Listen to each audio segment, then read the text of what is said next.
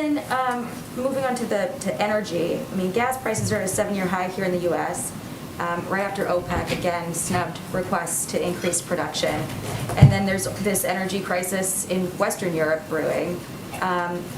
Is there any point where the president would consider opening up domestic production in order to mitigate some of this, the inflation, and assist our allies in Western Europe?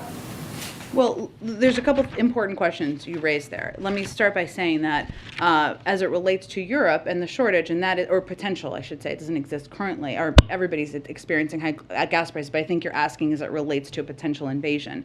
That is something we've been very mindful of and in touch with our European partners and also suppliers about what can be done and how we can ensure or take steps to increase capacity out there to meet those needs should they raise. Some of them is natural gas, some of them is gas, as you know. So that is something we've been quite mindful of.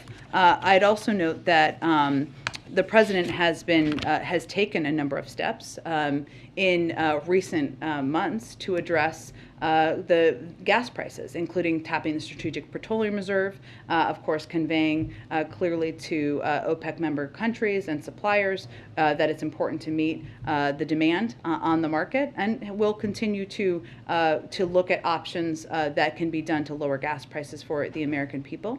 In terms of whether or not there could be more oil drilling, I'd point you to the oil companies on what available places they have and if they're maximizing that. My understanding is they're not. Is there any consideration for increasing, for instance, LNG export licenses?